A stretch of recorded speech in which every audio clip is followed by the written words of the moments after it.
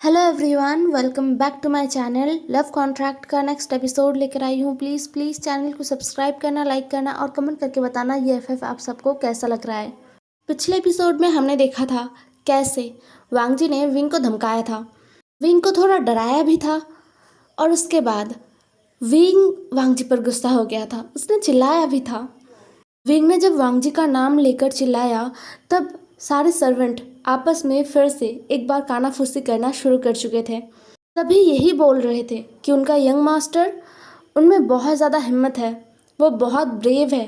खैर, यहाँ से सीन शिफ्ट होके हमें वांग जी और विंग को दिखाया जाता है। वांग जी जो फ्रेश होके आने के बाद विंग को लेकर सीधा डिनर करने के लिए आ चुका था। विंग ने तो थोड़ी देर पहले ही वांग जी के आने से पहले स्नैक्स खाया था, तो उसे ज़्यादा भूख नहीं था। वो अभी डिनर करना नहीं चाहता था, वो बिना डिनर किए ही सोना चाहता था, लेकिन वांग जी उसे ज़बरदस्ती यहाँ पर लेकर आया और डिनर भी करवा रहा है। विंग जो चुपचाप मुंह खोलकर बस खा रहा था और वांग जी विंग को अपने हाथों से खिला रहा था। साथ में वो खुद भी डिनर कर रहा था और सारे सर्वेंट, बटलर फैंग सभी मुंह खोले बस देखे जा रहे थे। किसी को भरोसा नहीं हो रहा था, खासकर बटलर फैंग। वो तो बहुत पहले से, मतलब वांग जी जब छोटा था तब से वांग जी के साथ है। बटलर फैंग ने अपनी आंखों के सामने वांग जी को बड़ा होते हुए देखा है, लेकिन वांग जी को ऐसा कुछ करते हुए वो पहली बार देख रहे हैं। किसी के लिए इतना केयर दिखाना, किसी के लिए सोचना, किसी को इतना अच्छा ट्रीट करना, वो बहुत ज़्यादा हैरान हो रहे थे और खुश भी हो रहे थे। एक दिन में बटलर हान वांग जी और विंग को देखकर इतना ज़रूर समझ चुके हैं कि वांग जी अपने अंकल और ब्रदर से ज़्यादा विंग को इम्पोर्टेंस दे रहा है और ये चीज़ बटलर हान को थोड़ा परेशान भी कर रहा है। हाँ, वो खुश है वांग जी को ऐसे किसी का केयर करते हुए देखकर, किसी के लिए इतना वीक पड़ते हुए देखकर, किसी की तरफ खिंचाव महसूस करते हुए देखकर उन्हें अच्छा महसूस हो रहा है। बट वो डर भी रहे हैं, कहीं ये कोई ट्रैप तो नहीं है, कहीं विंग, मतलब होता है ना, अगर विंग ने वांग जी को धोखा दे दिया तो। बटलर हान वांग जी को अपने बच्चे जैसा देखते हैं। बटलर हान ने शादी नहीं किया, उन्होंने अपना पूरा लाइफ लैन फैमिली के नाम कर दिया, उनके सर्विस में बिता दिया। अब वो बूढ़े हो चुके हैं। शायद यही वजह है कि बटलर हान थोड़ा वरीड है, वांग जी के लिए थोड़ा चिंता में है और उन्हें थोड़ा डर भी लग रहा है। खैर, वो अपने सारे सोच को साइड करते हुए वांग जी की तरफ देख रहे थे, अपने फेस पर छोटा सा स्माइल लेकर देख रहे थे। डिनर ख़त्म होने के बाद वांग जी और विंग अपने बेडरूम में चले गए थे। विंग जाके सीधा लेट गया था और वांग जी ने भी विंग को परेशान नहीं किया। वांग जी भी विंग के पास आके लेट गया था, वो दोनों ही सो गए थे। आज वांग जी ने भी बहुत सारा काम किया था और विंग, उसने कॉलेज किया था और वो बहुत ज़्यादा इरिटेटिंग भी फील कर रहा था, तो वो थक चुका था, वो भी सो चुका था। अब हमें नेक्स्ट मॉर्निंग का दिखाया जाता है वांग जी का विला, जहाँ पर अभी बहुत ज़्यादा शोर मच रहा था, बहुत ज़्यादा, जैसे कि कोई ज़ोर ज़ोर से चिल्ला रहा है और बहुत सारे लोग उसे चुप कराने की कोशिश कर रहे हैं। विंग जो नींद में ही बहुत ज़्यादा इरिटेटिंग फील करते हुए अपना मुंह और नाक एकदम सिकुड़ लेता है, वो उठना नहीं चाह रहा था, लेकिन इस आवाज़ की वजह से उसका नींद खुल गया। वो उठकर बैठ गया एकदम। बाहर से अभी भी जोर जोर से चिल्लाने का आवाज़ सुनाई दे रहा था। कोई लान वांग जी को जोर जोर से चिल्ला चिल्ला कर बुला रहा था। ये एक फीमेल वॉइस है, जिसे सुनकर विंग अपने आंखों को छोटा करके वांग जी की तरफ देखता है, जो उसके पास ही लेटा हुआ था। वांग जी का नींद तो 5 बजे ही खुल गया था और अभी 6 ही बज रहे हैं। हालांकि हर दिन वांग जी नींद से जगते ही फ्रेश होने के लिए चला जाता था और 6 बजते बजते वो एकदम ब्रेकफास्ट टेबल पर चला जाता था ब्रेकफास्ट करने के लिए। बट आज वो अभी भी लेटा हुआ था, क्योंकि विंग उसके चेस्ट के ऊपर सुकून से सो रहा था। और कल विंग ने जो शिकायत किया था कि आपने मुझे जगाया क्यों नहीं, वो वांग जी ने सीरियसली ले लिया था, इसलिए वो विंग को अपने बाहों में भर के लेटा हुआ था। वांग जी ने सोच लिया था कि एटलीस्ट 6 साढ़े 6 बजे तक वो ऐसे रहेगा, फिर वो भी उठेगा और विंग को भी उठा देगा। लेकिन उससे पहले ही ये बवाल हो गया। जो चल रहा था। वांग जी को बहुत गुस्सा आ रहा था, बट विंग नहीं उठ रहा था, इसलिए वांग जी चुपचाप लेटा हुआ था। फिलहाल अभी विंग अपने आंखों को छोटा करके वांग जी को देख रहा था। वांग जी बहुत ही शांत था और वो विंग को देख रहा था। विंग ने अब सवाल किया, क्या चल रहा है, कौन आया है? वांग जी ने एकदम ही विंग के सवाल को इग्नोर किया और वो उठकर बैठ गया। विंग ने एक बार फिर अपना मुंह खोला, लेकिन वो कुछ बोल नहीं पाया। उससे पहले ही बटलर फैंग दरवाजे पर आके दरवाज़ा नॉक करना शुरू कर चुके थे। वांग जी जाके दरवाज़ा खोलता है। बटलर फैंग जल्दी जल्दी में कहने लगता है, मास्टर, वो मैडम ज्यून आई है, वो आपसे मिलना चाहती है। वांग जी ने थोड़ा गुस्सा दिखाते हुए बोला, ऐसे सुबह सुबह मेरे घर में कोई भी कैसे आ सकता है? क्या सब अपना काम भूल चुके हैं? कोई सुबह सुबह आके ऐसे चिल्ला रहा है, हमें डिस्टर्ब कर रहा है। वांग जी की आवाज़ में थोड़ा गुस्सा था, जो विंग फील कर पा रहा था। बटलर फैंग ने भी इसे फील किया। उन्होंने तुरंत अपने नज़रों को झुका लिया। वांग जी एक हाथ से अपने फोरहेड को सहलाता है और फिर आगे बढ़ जाता है। वो रूम से निकल चुका था। विंग, जो बहुत ज़्यादा अजीब महसूस कर रहा था, वो सोच रहा था कि कौन आया है, इस घर में चिल्ला कौन रहा है? वो अकेला ही है जो इस घर में चिल्लाता है। जो भी आया है वो कोई नॉर्मल इंसान तो नहीं है। अंकल फैंग ने भी उस इंसान को मैडम कहा। क्या कहा? मैडम जीऊन। तो ये मैडम जीऊन है कौन? लान वांग जी के साथ रिलेशन क्या है? ये सोचते हुए विंग थोड़ा क्यूरियस हो गया और वो सीधा बेड से उतर के बाहर निकल गया। दूसरी तरफ वांग जी नीचे हॉल में आ चुका था। जीउन, जो अब तक चिल्ला रही थी पागलों की तरह, वो वांग जी को देखकर एकदम शांत हो गई थी। जीउन को संभालने के लिए सारे नौकर जीउन के आसपास खड़े थे। सभी जीउन को चिल्लाने से मना कर रहे थे, बट जीउन ने किसी का भी परवाह नहीं किया। जीउन अमीर बाप का बेटी है। बचपन से जो चाहा है, जो मांगा है, उसे वो सब मिला है, सब कुछ। यही वजह है कि वो अपने से नीचे जो लोग हैं ना, उनको कभी भी इंसान नहीं समझती। इसलिए सारे सर्वेंट जो जीवन को शांत करने के लिए आए थे, वो सभी नाकाम हो रहे थे। वांग जी के आने के बाद सारे सर्वेंट वांग जी को देखकर डर गए। वांग जी का एक्सप्रेशन थोड़ा डरावना था। वांग जी ने सारे सर्वेंट को देखा और बोला, जाओ यहाँ से, अपने अपने काम पर जाओ और ब्रेकफास्ट रेडी करो। यह सुनकर सारे सर्वेंट अपने अपने काम पर चले गए थे। अभी बटलर हान ही वहाँ पर अकेले थे और वांग जी और जीउन। विंग, जो ऊपर से देख रहा था जीउन को, वो ऊपर से नीचे तक जीउन को अच्छे से देख रहा था। बहुत ही हॉट एक ओमेगा है, एक फीमेल ओमेगा उसके हस्बैंड के साथ क्या रिलेशन हो सकता है इनके बीच, यही सोच रहा था अपने मन में विंग। फिर अपनी सोच को लगाम देते हुए कहता है, जो रिलेशन हो उससे विंग को क्या फ़र्क पड़ता है। दूसरी तरफ वांग जी जो गुस्से भरे लहजे में कहता है, व्हाट हैपन जीउन, यहाँ पर क्या कर रही हो तुम? वांग जी के गुस्से से भरे आवाज़ को सुनकर जीउन थोड़ा कांप गई, बट थोड़ी देर में उसने खुद को संभाल लिया। अब जीउन थोड़ा नरम लहजे में कहती है, वांग जी, मैं तो तुमसे मिलने आई हूँ, मुझे तुमसे मिलना था, देखो ना कोई तुमसे मिलने ही नहीं दे रहा। मैंने इनसे कहा कि मुझे तुमसे मिलना है, तुम्हारे पास जाना है, लेकिन ये मुझे तुम्हारे पास जाने ही नहीं दे रहे। जीउन की बातों को सुनकर वांग जी ने अपने आईब्रोज को सिकोड़ लिया। वो थोड़ा हैरान होते हुए कहता है, व्हाट द हेल जीउन, तुम मेरे पास क्यों जाना चाहते थे, और वो भी मेरे बेडरूम में? व्हाट नॉनसेंस, सुबह सुबह तुम यहाँ पर ड्रामा करने आई हो जीउन। जीउन अब थोड़ा रोने वाला शक्ल बना लेती है और कहती है, वांग जी, तुम मेरे साथ ऐसा कैसे कर सकते हो? तुम्हें पता है ना मैं तुमसे प्यार करती हूँ, मैं बहुत प्यार करती हूँ तुमसे वांग जी, मैं तुम्हें हमेशा खुश रखूँगी। Believe me, I love you Wang ji, I love you so much. मैं बचपन से तुमसे प्यार करती हूँ, तुम मुझे ऐसे ऐसे चीट नहीं कर सकते। विंग जो कब से बस सुने जा रहा था, जीउन जो कुछ भी बोल रही थी उन्हें सुन रहा था।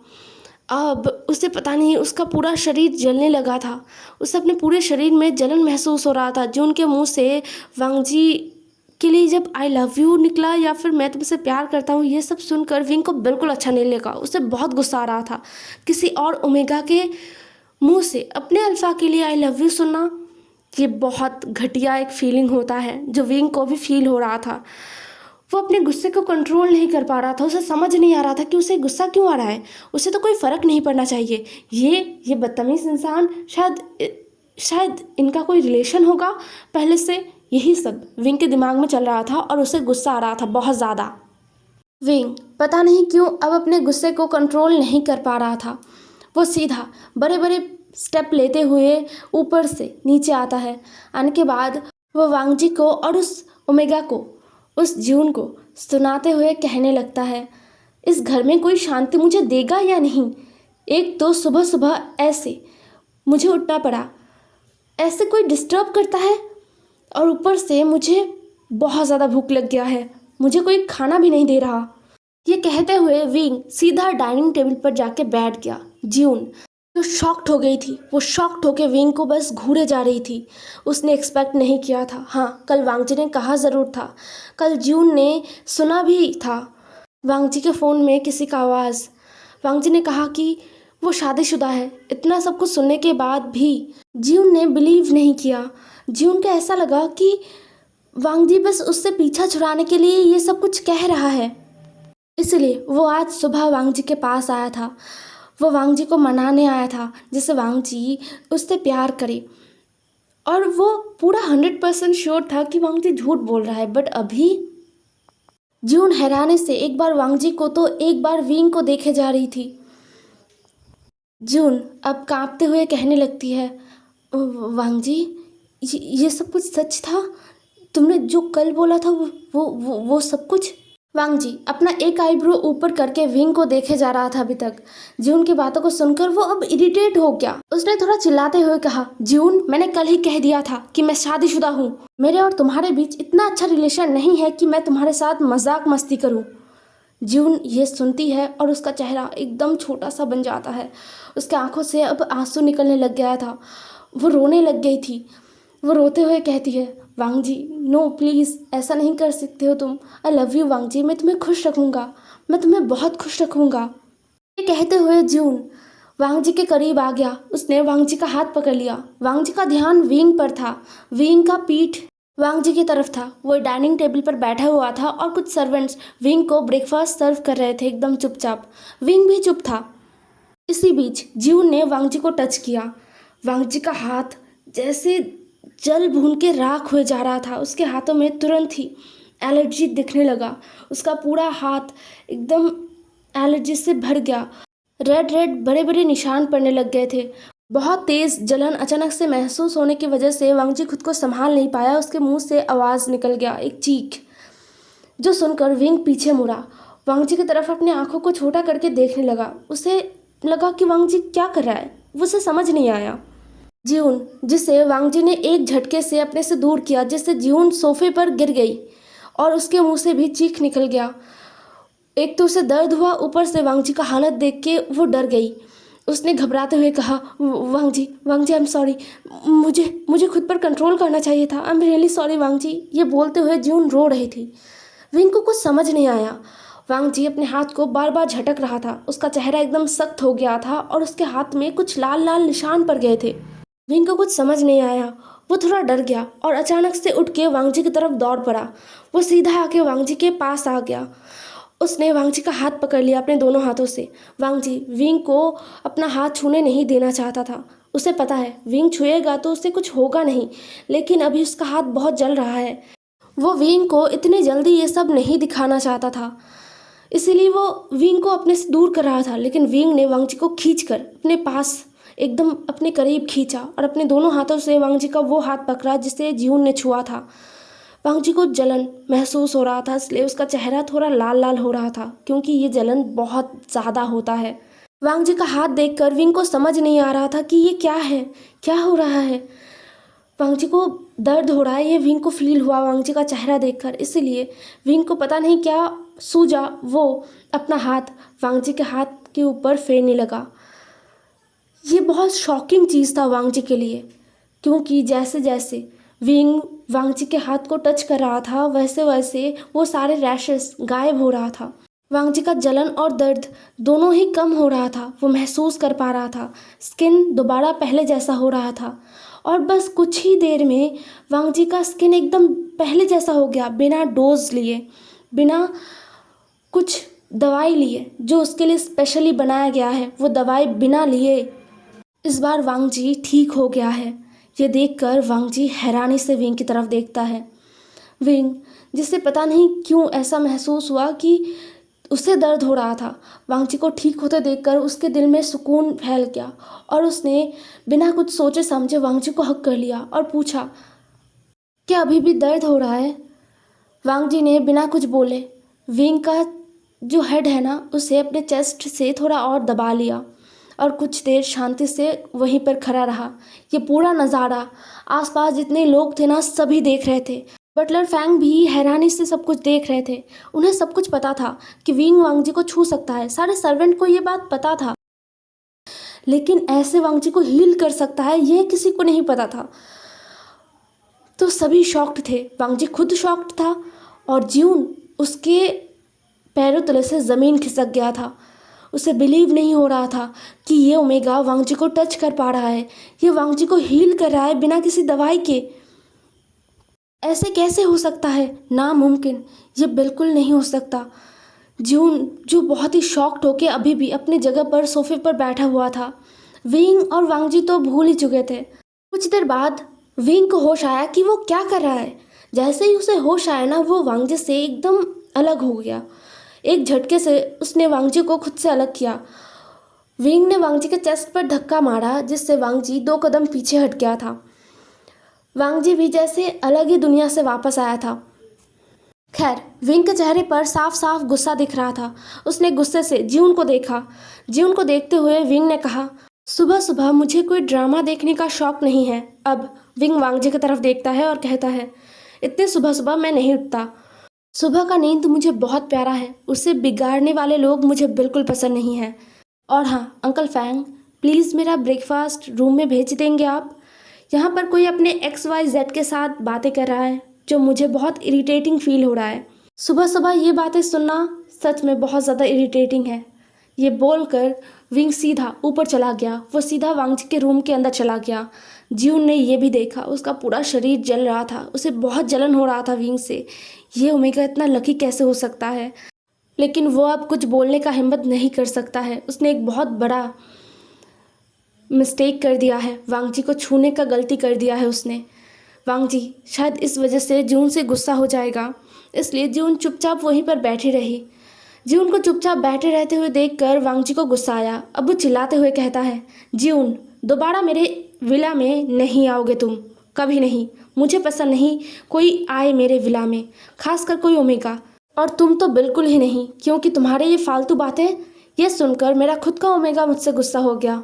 आज तुमने गलती किया है, ये तुम्हारा पहला मिस्टेक समझकर मैं तुम्हें जाने दे रहा हूँ ज्यून। तो इस बात को अपने दिमाग में घुसा लो, दोबारा कभी मेरे विला में नहीं आओगे।